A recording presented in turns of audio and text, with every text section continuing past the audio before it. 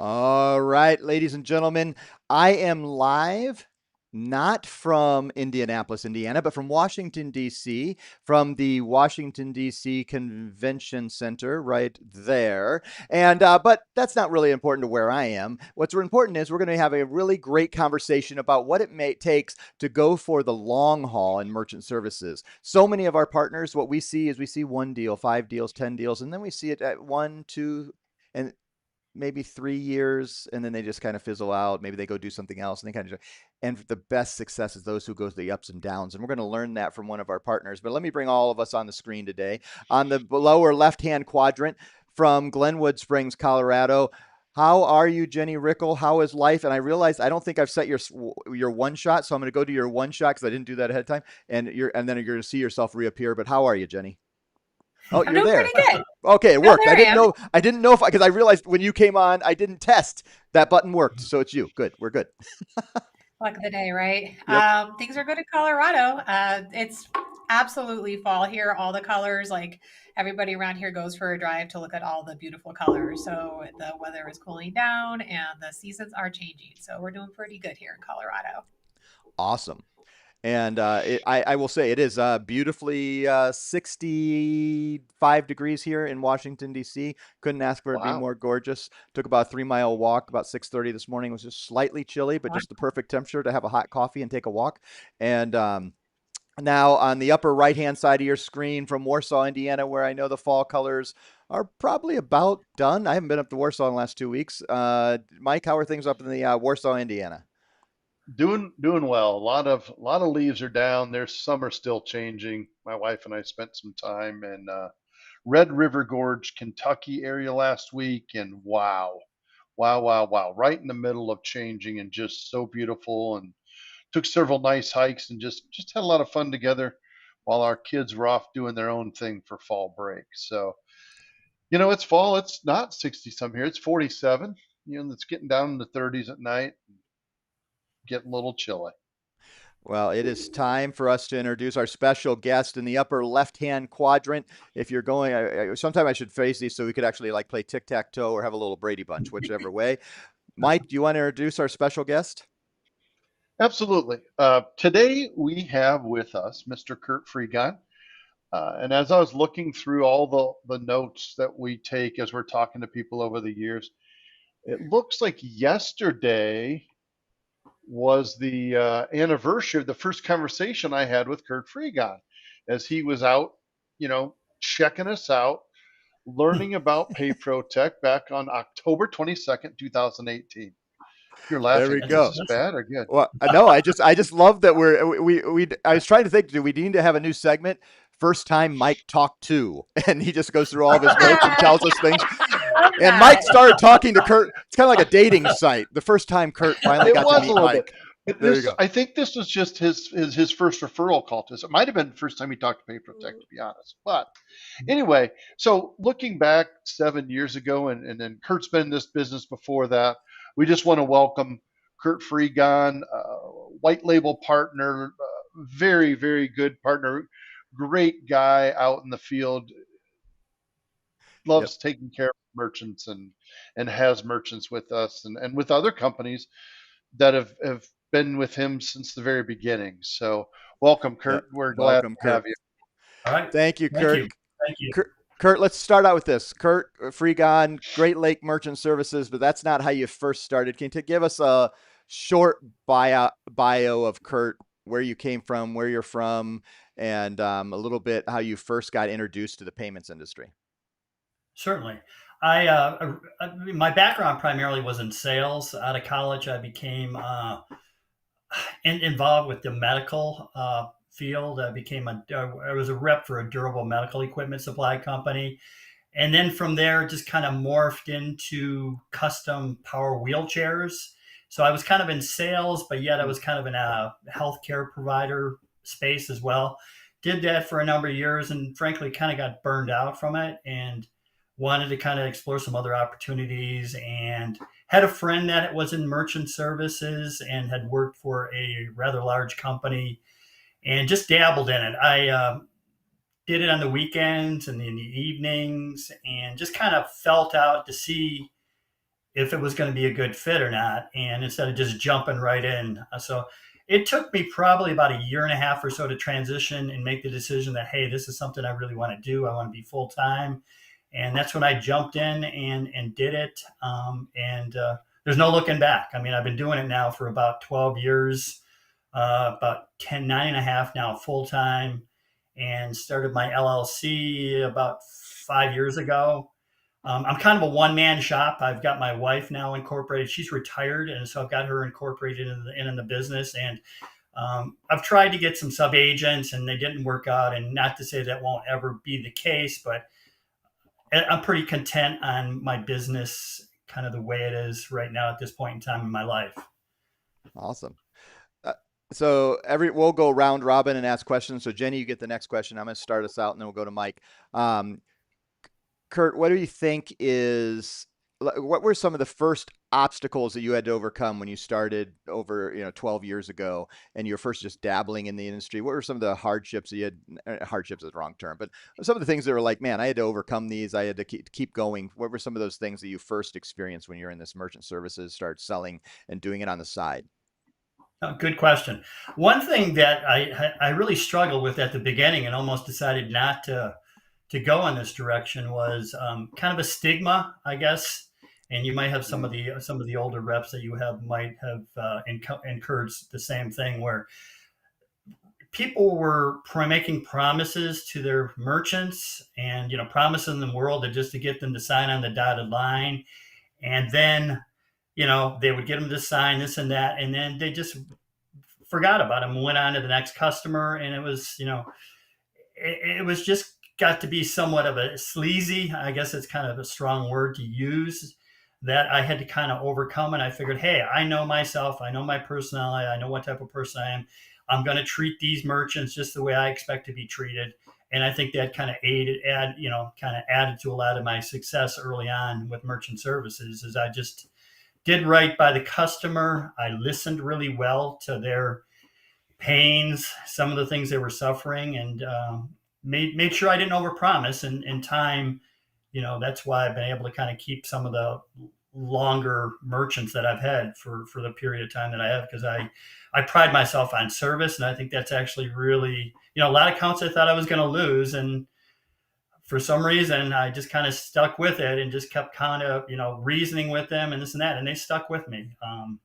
So that's one of the things early on.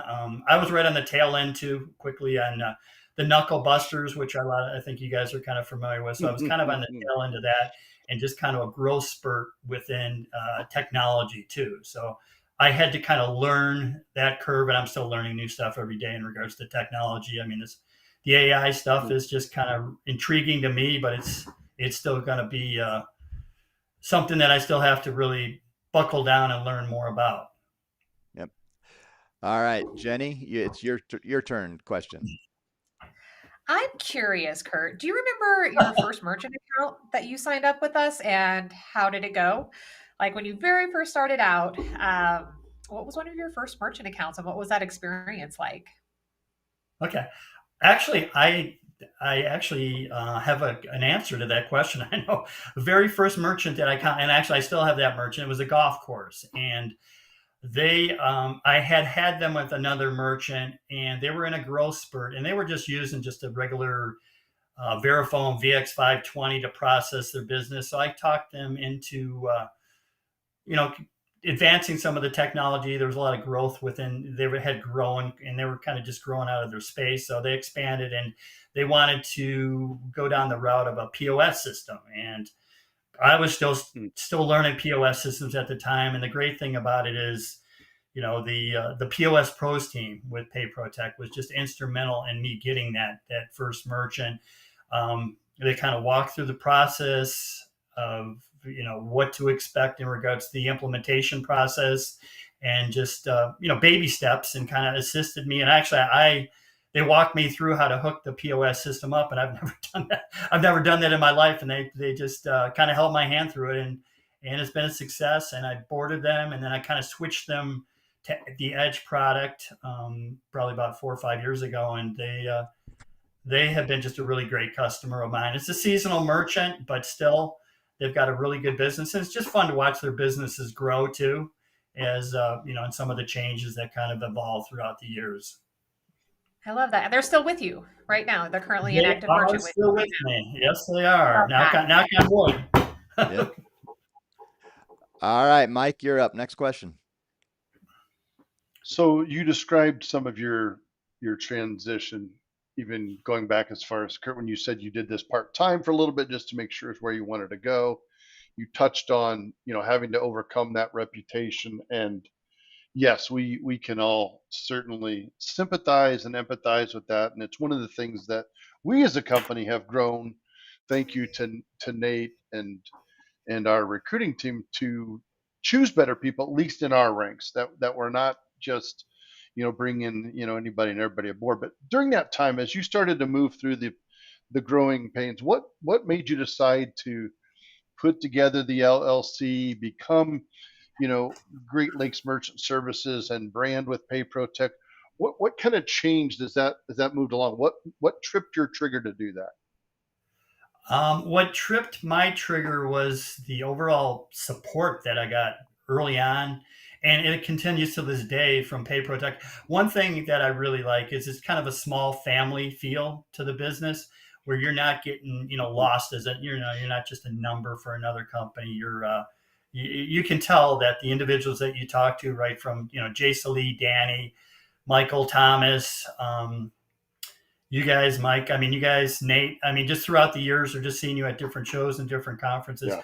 you got, you're genuine people. And what I wanted to do is, with that comes, it's someone that I feel very confident in placing my merchants with. And I don't, Mike, am I answering your question? I'm sorry, I'm getting a little off Yeah, track. no, that's exactly what I was thinking, is what Yep. instilled that confidence to say, okay, I'm going to take this, and not to sound Yep. weird, the relationship to the next level. So, Okay, Back we're to back Nate's to the joke. dating show. I'm not sure what's going on here with Mike today, I but said that to you. but uh, one of the things, because I've walked it through with this on several times, this is payments and nothing, occasionally you get those. It is the rarity that something goes 100% smooth. Things go wrong, especially then when you transition and start selling POS. It's never, it's not a straight Mhm. line. The merchant never knows what they want. They told you they wanted X and then they wanted Y, and there's all these things. Talk about that, because I've seen you go through some of this. I was just at Quick last week, and I saw a deployment of one of your POSs that I knew was a replacement of another POS that they're walking through. Talk about how you've learned to navigate through that process where, even when it's not your fault, or not even when it's usually not your fault, and maybe sometimes it is, but most always it's not your fault, but you have to navigate it and take the responsibility and help the merchant get to it. Talk about that. What's it been like working through the POS? Because it's a lot more complicated than Knuckle Busters when you first jumped in. Yeah. Well, it's actually with it's funny you brought that up.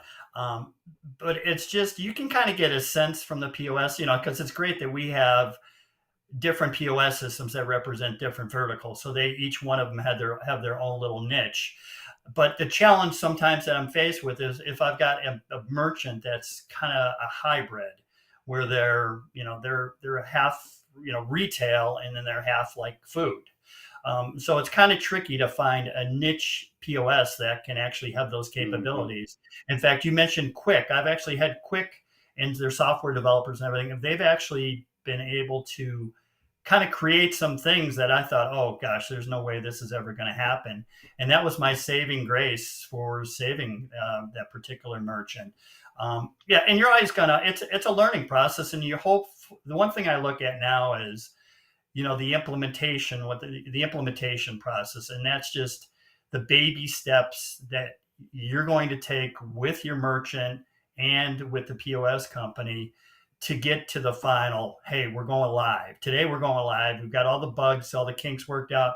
We're going live. Are you comfortable to go live? And you go live, but things are going to still have. It's technology. Things are going to still kind of go. But as long as you've got a company that stands behind their product, and they're accessible. When I say accessible, they're kind of 24/7 if something goes up, and that way that keeps me kind of out of the loop. And one thing I like with you again about Quick is they have different tools that keep you as the agent in the loop of what's going on with conversations with your merchant, which is really a nice tool for me where I can glance down and I can look at the app that they have. And I don't think it's actually their branded app, but the app that they use, I can see and I can just click on it. And I can see all the conversations and everything going on as it's going through that implementation process. All right. Jenny, do you got another question as we kind of rotate through our the car wash of questions here for Curt? I love that, the car wash of questions. So Curt, you've been doing this for a while. So you have a large book of business, but you still bring on other new merchants, quite consistently.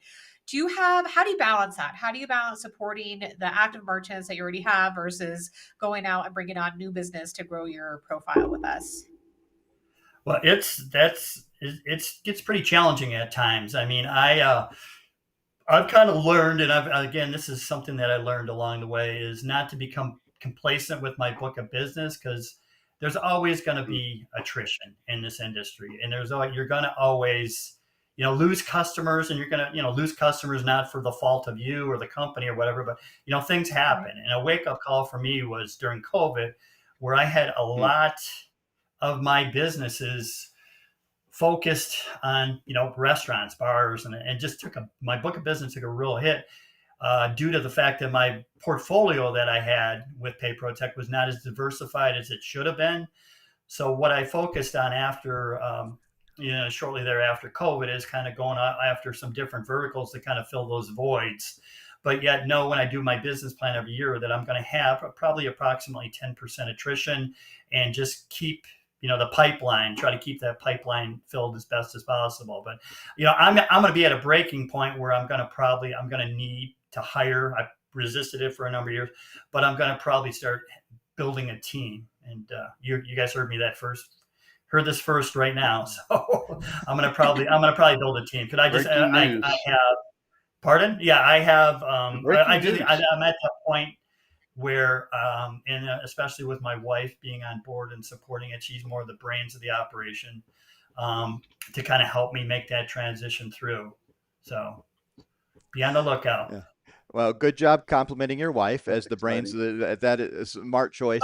And you mentioned earlier that you tried some people, but it is, it is hard to find the right people. It's also hard to find the right merchants, and it's an up and down experience for all of us. And that's, it takes a village, and it's hard to find the right village sometimes. Yeah. Mike, you got another question? Yeah. Speaking of, so your wife is retired, you said, so you're still working, obviously. Well, I guess she's working now too, but what do you do for fun? Well, I live on a lake now. So I actually, a few years ago, we bought a house that was actually next to the cottage. So we actually live on a small lake in Western New York. So that's a lot of fun. So in the summertime, obviously we're going out. Similar to you, Mike. I mean, I have a boat, so I go boating, and I play golf on a golf league that I started a number of years ago. And I play adult league hockey still, believe it or not. Although my bones are kind of at a breaking point. And then just as a few months ago, I became a grandfather. So that's a pretty exciting part of my life now, my daughter now lives in Pittsburgh. So she moved from San Diego to Pittsburgh, so it's a lot easier to get there. It's about a 2-hour drive for me to get there. So we're spending just about every weekend in Pittsburgh visiting little Walker. Okay, I want to see a picture of you holding little Walker in your hockey outfit. Okay. Yeah, and preferably on the ice, but that might not be safe for Walker. But we can Photoshop that in. I'm just saying, I want to see that picture. All right, that's awesome. Pivot a little bit about you've seen a lot of changes. You start, you're at the end, and the digital payments is coming in, going from knuckle busters. You've seen the EMV transition, and now we're almost 8 years into the transition of, we'll call it edge pricing, but dual pricing, cash discounting, differential pricing. How has that impacted how you sell, how you look at your portfolio, how you've transitioned some of your portfolio to being, maybe you mentioned one earlier that you switched them to an edge pricing, those things. How has that made this one a better industry to be involved in, and how have you navigated presenting these differential edge pricing products that now make it a lot more profitable for us to be in this industry? Okay. Well, early on when Edge was first implemented, I was kind of resistant at it because I Hmm. was afraid that the merchants were going to lose customers at the basically at the end of the day they're going to lose customers, and this Joe's Pizza Shop, they were going to go down to Dave's Pizza Shop down the road because he wasn't going to charge a merchant extra if they used a credit card. But the tides have changed dramatically on that, and especially with the mindset of the consumer now, with if they've got a merchant that they go to and they frequent quite often, either a bar or local restaurant or pizza shop or taqueria, that they would they want to support that merchant whatever way they can. And again, this kind of gets back to the whole COVID thing too, where COVID's kind of excelled that too, where you want you got a long-standing relationship with that local bar or restaurant. You don't mind spending a few extra pennies or dollars to go ahead and get that service, but you got to help the merchant out and assist them with paying their assisting with the merchant statement that they get every month. So I'm to the point now where probably 90% of my business is going to be edge pricing.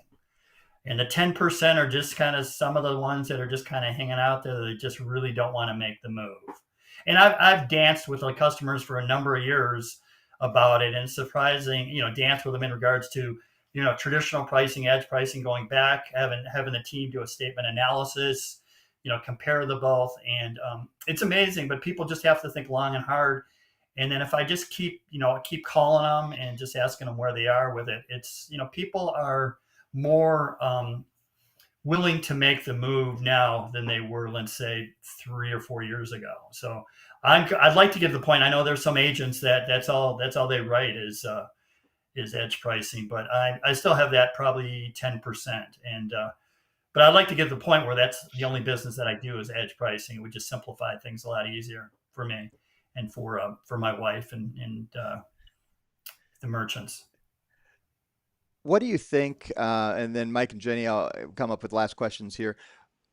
Why should someone consider, if they're looking at getting involved in merchant services and payments and point of sale, what would be your pitch of why they should do that? Why they should consider this? If they're, jumping from another industry or just starting out, why should they jump into merchant services? Okay. What I want to just back up just briefly, and one thing that you had mentioned earlier when I was talking about getting some sub agents and the challenge of that, and then training people, and there was the mindset that it's a get rich quick kind of scenario, and it's just like anything. I mean, you've got to work hard, you've got to take your bumps and bruises along the way, but the thing that I can just suggest is just be persistent, kind of just keep your eye on the ball, and just do what you believe is the right thing for your merchants, and care for your merchants. Listen to your merchants. I can't stress that enough. Is listen to them early on. I used to get ahead of myself and think that the next question when the merchant was talking, and I wasn't hearing what they were saying. So from a maturity standpoint, now what I do is I kind of sit back, I take notes, I listen to my merchants or potential merchants, and just do right by them, and the money will come. I mean, the money, there's no question. If you put your time in this industry, you will certainly reap the rewards. I mean, I'm living a lifestyle now that I never would have dreamed of. It's just a blessing that I have, and I plan on doing it for a number of years. Awesome. I like that, because one of the things that, as you were talking, I was thinking it's realizing that this can be a career and not a get rich screen or to get rich scheme. It's hard to say for some reason, but because what we I see it, hey, you get one big bonus, and you have you get one of those, you put it on a bonus ID, and you get a multiplier, and Hmm. suddenly you get a $10,000 bonus. You're like, I'm not going to work for the next 2 months. No, this is something that you have. There is a grind, there is a huge opportunity, but it is still work, and you're going to have ups and downs, and you need to build this for the long haul. But it has huge upsides and wins. Mike and Jenny, do you guys have a last question? I don't know who wants to go. Sure. All right, Mike, I'll go to Um, you. you mentioned that your wife's joining you now, and you've made the big announcement about hiring a team. How will your wife fit in, if you don't mind sharing? And then, as far as a team goes, are you looking for someone that would be your service person who will service your merchants when you're out selling, or looking for sales? I'm just curious if you've given some thought to that and which way you might go, whatever you're willing to share anyway. Yeah, what I want to do is just kind of just start off with some, and I have one or two people actually in mind that I think would be a pretty good fit at this point in time. But what I would have them do exactly what I did early on in my career is just go out strategically, pound the payment and go about it kind of in a methodical approach. Utilize the territory that you're in and call on everybody in that territory. Don't go from one side of town to the other side of town to this side of town. Kind Yeah. of stay focused on the core, and call on everybody. Call on hair salons. Call on just about everybody takes credit cards, and you can just go in there, spark up a conversation, or if anything, just obviously they're going to be busy. Just see if you could set up an appointment with them at a time that works better for them. So, but yeah, what I want to do is just kind of train them and build my business just slowly that way. And I like the tools that PayProTech has, that they give agents that have sub agents, where I could actually kind of keep a pulse on where things stand in regards to numbers too. Yeah. But I want to have someone that I'm not a micromanager, so I don't want to micromanage. And usually you can get a sense of an individual's personality, Yep. if they're willing to work and work hard, and they know that this is something that they could provide a good healthy lifestyle for not only themselves but for their family. Um, that's the kind of the most important part to me, if I take on some sub agents, is just train and just let them know kind of what I experienced early on, and hopefully by me sharing some of those ups and downs, that's going to be some shortcuts for them in their careers, where they could excel even quicker than I excelled. I mean, Sounds like a good place for some people to be. and I Um, mean, finding the right team is really hard, but the success on the back end of when you get the right team and the right people, and it's kind of like the yeah, Mm. Jim Collins getting, you got to get everybody on the bus, and you got to find the right seat on the bus, and when you get yep. there, it's really successful. Jenny, you got a closing question for Curt as we finish up?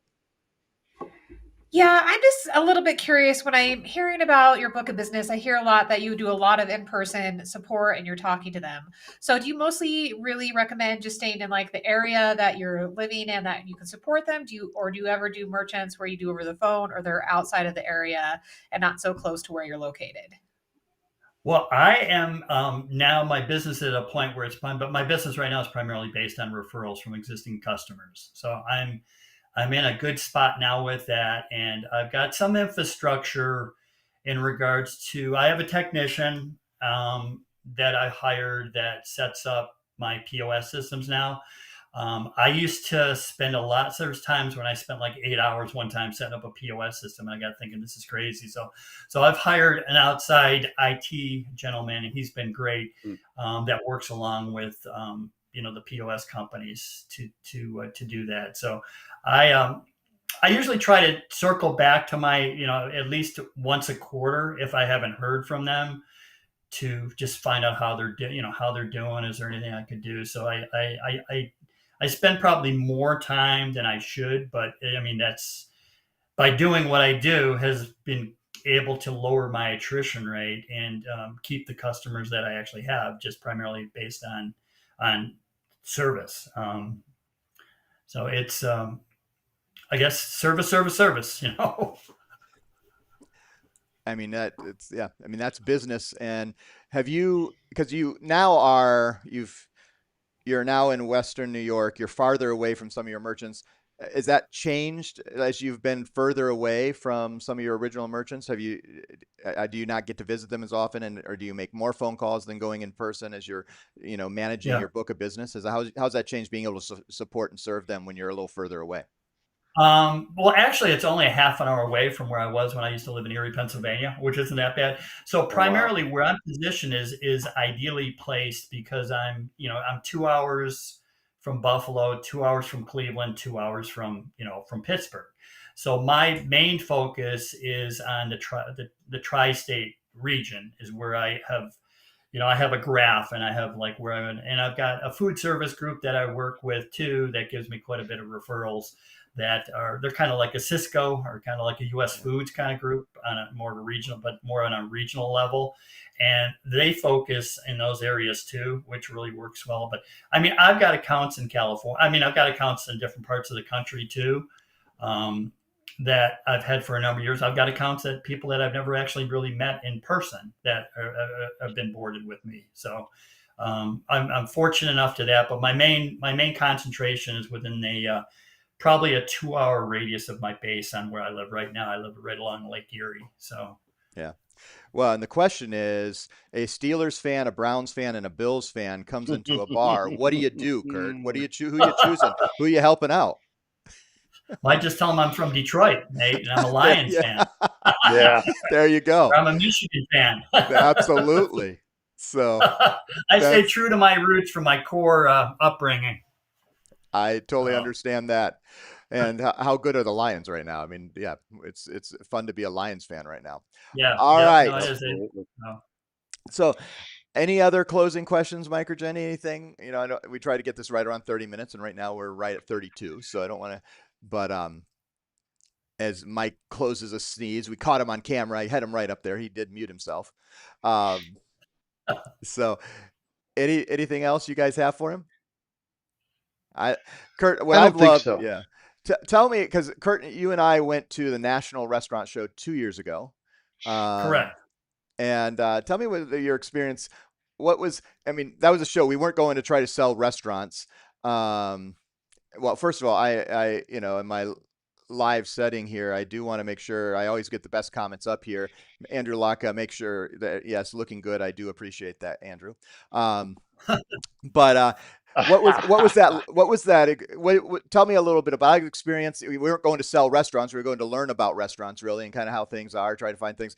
What? And you've been to several of our events over the years. What do you encourage getting out, going to shows, going to events, going networking with other people who are selling, going to a national restaurant show? You obviously have your own networking group of restaurants in the Northeast Ohio, New York area. How do you encourage partners that are with Paprotech to go out and meet up with other people and go to shows? What's that been your experience, and do you encourage others to do it? Yeah, no, and that's I appreciate you.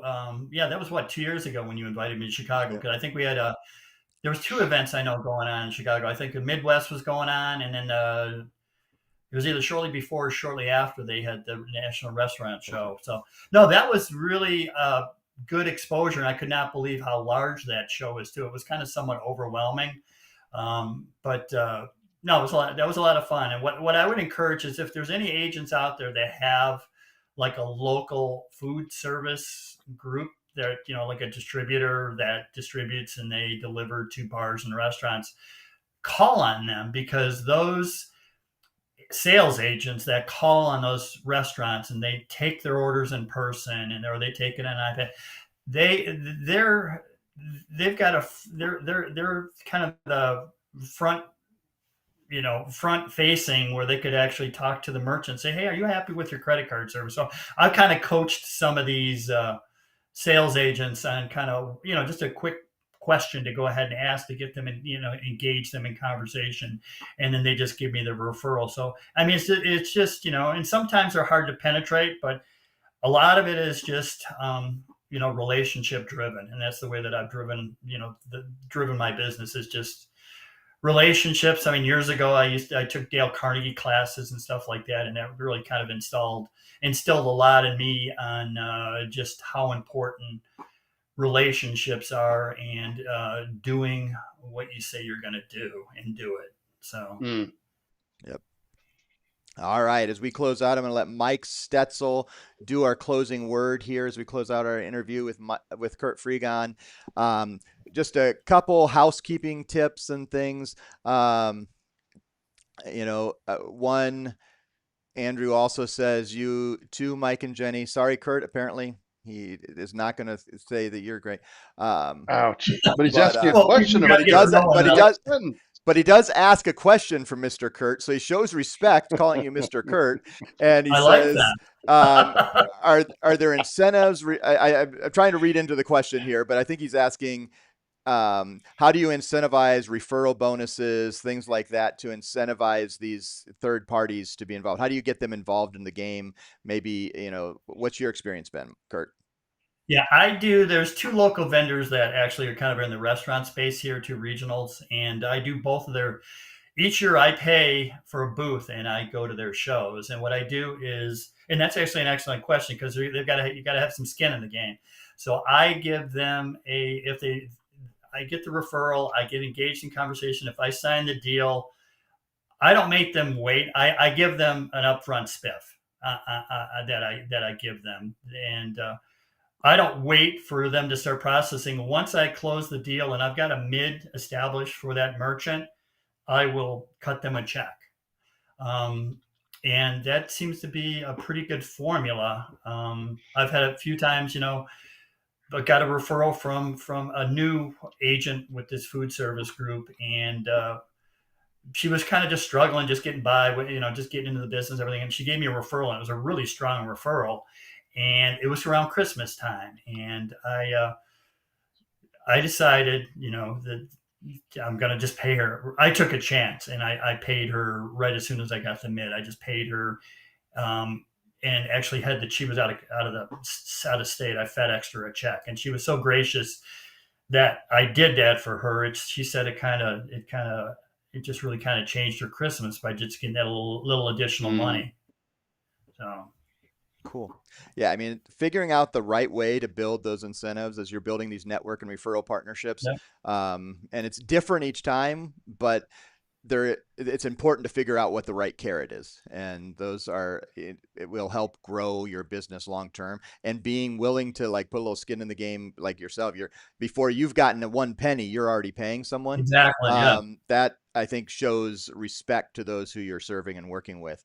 Yep. Yep. Um, all right, Mike Stetzel, as we close out, what are your closing word for what are we, October 23rd, 1 week from my birthday, where I turned 49? You can feel free to put that into this, as I'm self-serving, and give you the opportunity there.